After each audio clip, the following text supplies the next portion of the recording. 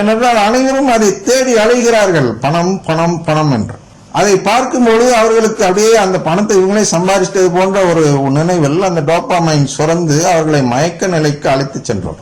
அப்ப அதற்கேற்றால் போன்ற ஒரு செய்தியை ஒருவர் கொடுக்கும் பொழுது என்ன நடக்கும் என்றால், அந்த பணம் நீ இயேசுவை பண்ணினா நீ கோடீஸ்வரன் ஆயிரலாங்கிற அடிப்படையில் அவர்கள் விளக்கங்கள் தந்து கொண்டே போவார்கள். ஒவ்வொரு வசனத்தை வாசிப்பார்கள், அதை அப்படியே கொண்டு போய் பணத்தோடு சேர்த்து விடுவார்கள். அந்த விளக்கத்தை நம்ம எது எடுத்தாலும் கொண்டு போய் எங்க சேர்க்கிறோம்? கடவுள் குடும்பத்தில் சேர்க்கிறோம் அல்லவா? அவர்கள் அங்கே அதை செய்ய மாட்டார்கள். பணம் சம்பாதிக்கும் நிலை, ஆசீர்வதிக்கப்பட்ட நிலையில் கொண்டு போய் சேர்ப்பார்கள். அந்த ஆசீர்வாதம் நம்முடைய பங்கு தந்தை ஒருவர் இருக்கிறார், ஆசீர்வாதம் என்று அவருக்கு பேரு, வேற பேரு. ஆனால் அந்த ஆசீர்வாதம் என்பது அவருக்கு மிகவும் பிடிக்கும். ஒரு கல்யாண நிகழ்ச்சி, ஒரு பிறந்த நாள் நிகழ்ச்சி, எதுவாக இருந்தாலும் மக்களை அழைத்து ஆல்டரில் நிற்க வச்சு கையை தூக்கி வச்சுக்கிட்டு ஆசீர்வாதம் பாடுவார்கள். ஏன்? முதலில் இவருக்கு டோபாமைன் சுரக்கும், பிறகு அவருடைய நம்பிக்கையின்படி அவர் என்ன நினைக்கிறார் என்றால், இந்த மக்கள் அனைவரும் தன்னை பாராட்டுவார்கள் இது போன்று செய்தால். ஆமா, பாராட்டுவாங்க. ஏன்னா அவங்களுக்கும் டோபாமைன் சுரக்கும். ஆசீர்வாதம்னா எல்லா பேரும் ஆசீர்வாதத்தை தான் தேடிட்டு அலைகிறான். இந்த ஆசீர்வாதம் கிடைக்குன்னு பாடினாக்க என்ன பண்ணுவான்? டோபாமைன்ல அப்படியே மயங்கி போய் மயக்கத்துல போவான். நல்லா ஜெபம் சொன்னார் ஃபாதர் போவான். ஆனால் அந்த ஆசீர்வாதம் உண்மையான ஆசீர்வாதமா? இல்லை, வளமை நற்செய்தியில் காட்டக்கூடிய ஆசீர்வாதம். எனவே வளமை நற்செய்தியின் நிகழ்ச்சிகள் இதில் வரும்பொழுது, நற்செய்தி வகுப்பு நிகழ்ச்சிகள் வரும்பொழுது அங்கே வியூவர்ஷிப் அதிகமாக இருக்கும், அதிகமான வியூவர்ஸ் இருப்பார்கள். ஆனால் நம்முடைய நிகழ்ச்சியில் மிக குறைந்தவர்கள் தான் இருப்பார்கள். ரொம்ப கணக்கு பண்ணி பார்த்தா ஒரு 1000-2000 பேர் தான் இருக்கிறார்கள். ஏன் என்றால் இதில் டோபாமைன் சுரக்க வேண்டும். இந்த செய்தியில் பாருங்க, இப்போ சில விஷயம் நான் சொன்னேன், இந்த ஒரு ஃபாதர் பத்தி எல்லாம் குறை சொன்னேன் போடுவேன். அவருடைய சொல்லும் பொழுது இந்த நிகழ்ச்சியை பார்ப்பவர்களுக்கு அது பிடிக்காது. ஆனால் உலகத்தாருக்கு ரொம்ப ரொம்ப பிடிச்ச விஷயம். ஒரு ஃபாதர் ஒரு பொண்ணை வச்சிருக்கிறாரு, ஒருத்தர் கொலை பண்ணிட்டாரு, ஜெயிலுக்கு பார்த்தாரு, அப்படி இப்படிலாம் சொன்னா அப்படியே உலகமே இங்க ஈர்க்கப்படும். அது வளமை பக்கம். அதுபோன்று இந்த குரூப் சிலுவை நற்செய்தியை நம்புவர்களுக்கு வேற ஒரு இடத்தில் வேறொரு நிகழ்ச்சிகள் டோபாமைன் சுரக்கும்.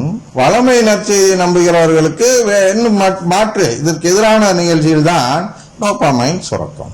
எனவே இந்த நிகழ்ச்சியை பார்ப்பவர்களுடைய நிலை குறித்து பேசும்பொழுது நமக்கெல்லாம் நீதிமானாக வாழும் நிலை என்பது வேறு, உலகத்தாருக்கு நீதிமானாக வாழும் நிலை என்பது வேறு. இந்த மறைவுரை கொடுத்தவர் இதில் எந்த இதை எடுத்திருப்பார் உங்களுக்கே தெரியும். உலகத்தார் பார்வையில் தான் பார்த்தார். உலகத்தார் பார்வையில் நீங்கள் பார்க்க வேண்டும் என்றால் முதலில் போய் உங்களுடைய மறைமாவட்டத்தில் நடந்து கொண்டு இருக்கும் இது போன்ற அநீதிகளை தட்டி கேட்டுவிட்டு அதுக்கப்புறம் மறைவுரை கொடுங்கள். உலக பிரச்சனை என்பது நமக்கு முக்கியமில்லை என்றால் மட்டும், கடவுள் குடும்பம் மட்டும் முக்கியம் என்றால் மட்டும் நீங்கள் இது போன்ற தலைப்பை வைக்கலாம், இது போன்ற தலைப்பில் நீங்கள் மறைவுரை கொடுக்கலாம். பழமை நற்செய்தியை நம்பக்கூடியவர்கள் இந்த போன்ற தலைப்பில் எல்லாம் இந்த மறைவுரையை கொடுக்க கூடாது. அதுதான் துர்மாதித்தனம் என்று ஆகிவிடுகிறது. இவரே சரியில்லை, இவரை எப்படி பாசின்னு கேட்கிறாங்க மக்கள், அதற்காக தான் கேட்கிறாங்க. இவரே சரியில்லாதப்ப நான் எப்படி இவர்கிட்ட போய் பாசின்னு செய்யறது அப்படின்னு யார் கேட்பா என்றால், பழமை நற்செய்தியை நம்பக்கூடியவர்கள், சிலுவை நற்செய்தியை நம்பக்கூடியவர்களுக்கு அது ஒரு பொருட்டாகப்படாது. இவர் தப்பு செஞ்சா நமக்கு என்ன, தப்பு செய்யல நமக்கு என்ன, நமக்கு வேண்டிய நிலைவாழ்வு கிடைத்தா போதும் ஐயா என்று வாழ வேண்டும். ஏனென்றால் இதெல்லாம் இந்த மன்னகத்தில் வரக்கூடிய சிறு சிறு சோதனைகள். இதாலெல்லாம் நாம் ஆட்கொள்ளப்பட்டு அந்த வழியிலிருந்து தவறி செல்லும் நிலைக்கு போய்விடக்கூடாது. அதனால் சொல்லுகிறேன், ஆயர் அவர்கள் குருக்களுக்கு அநீதி செய்யலாம், அது வளமை பக்கம். அந்த அநீதியை தட்டி கேட்பதற்கு உண்ணாவிரதம் இருக்கிறீர்களா, அது வளமை பக்கம், வளமை நற்செய்தி பக்கம், சிலுவை நற்செய்தி அல்ல. ஆயர் அநீதி தான் செய்வார். எனக்கு தான் அநீதி செய்து இருக்கிறார். எங்களுடைய அம்மாவை கொலை செஞ்ச ஒரு குருவுக்கு எக்ஸ்ட்ராவாக அதிகபட்சம் 6 ஆண்டுகள் தான் ஒரு பங்கில் இருக்கலாம். ஒரு பங்கு தந்தை 5 ஆண்டு, ஒரு ஆண்டு எக்ஸ்டெண்ட் செய்யப்பட்டு 6 ஆண்டு, அவ்வளவுதான் சட்டம் சொல்கிறது. இவர்கள் விதிவிலக்கெல்லாம் பெற்று இது போன்ற ஒரு கொலைகார ஒரு குருவுக்கு 7வது ஆண்டையும் கொடுத்தார். அதனால் என் தந்தைக்கும் ஒரு அவல நிலை ஏற்பட்டது, இதுக்கும் ஏற்பட்டது. எனவே இவற்றையெல்லாம் மனதில் வைத்துக் கொண்டு நான் புலம்பினேன் என்றால் நான் வளமை நற்செய்தியை சேர்ந்தவனாக மாறிவிடுவேன். எனவே இதெல்லாம் நாம் என்ன செய்ய வேண்டும்? கடவுளிடம் ஒப்படைத்து விட வேண்டும். கடவுள் தான் அதை பார்த்துக் கொள்வார், உண்மையிலேயே பார்த்துக் கொள்வாருங்க. நீங்க அதை கவலைப்படாது. அதுக்கு இந்த உண்மையிலேயே பார்த்துக் கொள்வது நிகழ்ச்சிக்கு நான் ஏற்கனவே உதாரணம் சொன்னேன். இளங்குரு நம்முடைய இந்த சிலுவை நற்செய்தியை கேட்கிறார்கள். அதன் பின் வட மாநிலங்களில் சென்று அந்த செய்தியை பரப்ப பொறுப்பேற்று செல்கிறார்கள். இந்த செய்தியை ஏற்றுக்கொண்டு அதில் 3 குருக்கள் கொரோனாவால் இறந்தார்கள் என்று சொன்னேன் அல்லவா? அதான் கடவுளின் செயல். கடவுள் தனக்கு வேண்டும் பொழுது அழைத்துக் கொள்வார். அவருடைய பார்வையெல்லாம் எப்பொழுது எதில் இருக்கும் என்றால், இவர்கள் சென்று இன்னும் பல ஆயிரம் பேருக்கு நற்செய்தி அறிவித்து எல்லாரையும் இது பண்ணணும், திருத்தணும் அப்படிங்கிறது கடவுளுடைய நோக்கம் அல்ல. மாறாக இவர்கள் இதற்கு மேல் அனுமதிக்கப்பட்டால் இவர்களுடைய இந்த நம்பிக்கை மாறிவிடலாம். சிலுவை நற்செய்தியிலிருந்து வளமை நற்செய்திக்கு எடுத்து செல்வதற்கு சாத்தான் இதை விட ஒரு மோசமான சோதனை அங்கு வைத்திருக்கிறான்.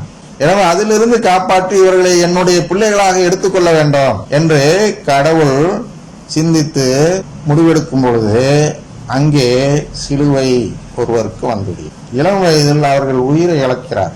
கொரோனா என்பது இந்திய நாட்டில் ஒரு பெரும் வியாதியே அல்ல, சாதாரண வியாதி. எவ்வளவோ மூலிகைகள் இருக்கின்றன, எவ்வளவோ மருந்துகள் இருக்கின்றன.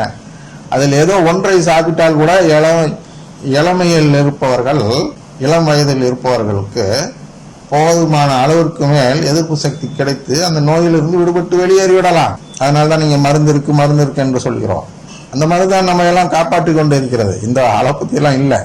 நம்முடைய சுகாதார நிலைக்கு இந்த அலோபதியை மட்டும் நம்பி வாழ்ந்தால் நம்ம போய்விட வேண்டியதான்.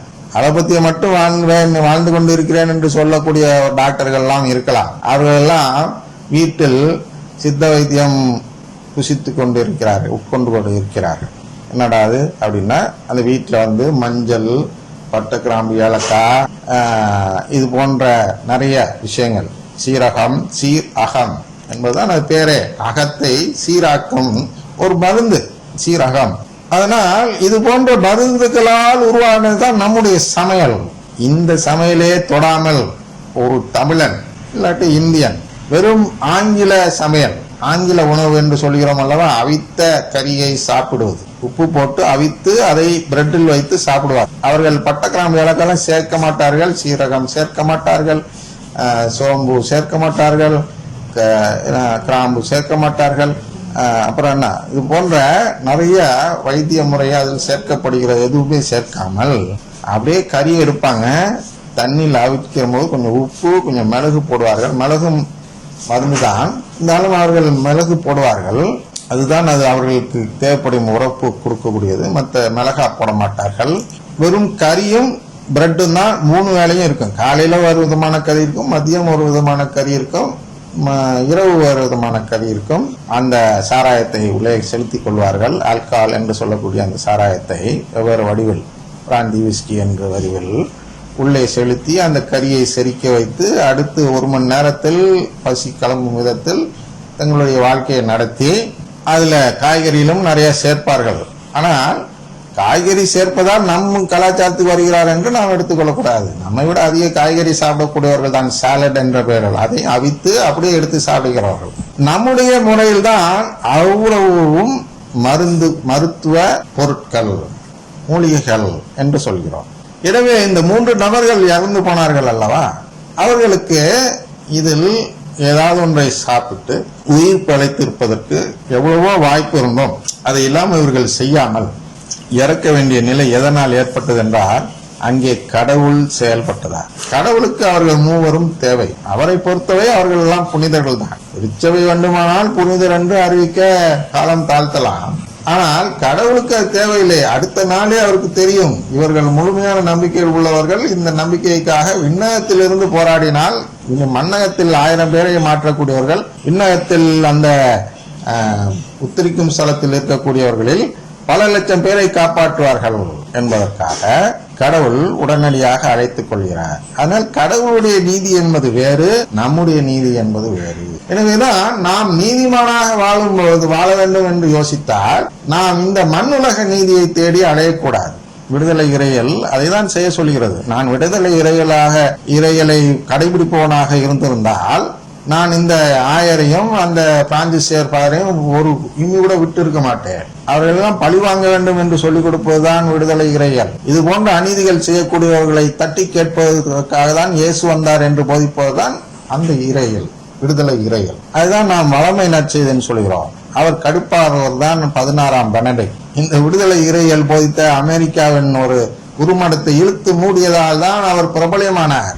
அதனால்தான் அவர் திருத்தந்தையாக தேர்ந்தெடுக்கப்பட்டார். ஆனால் அவர் இதில் கடுமையாக எதிர்த்தவர் பழமை நற்செய்தி, அவர் விடுதலை இறையலை. எனவே இதை கைவிட்டு விட்டு நாம் எங்கே போக வேண்டும்?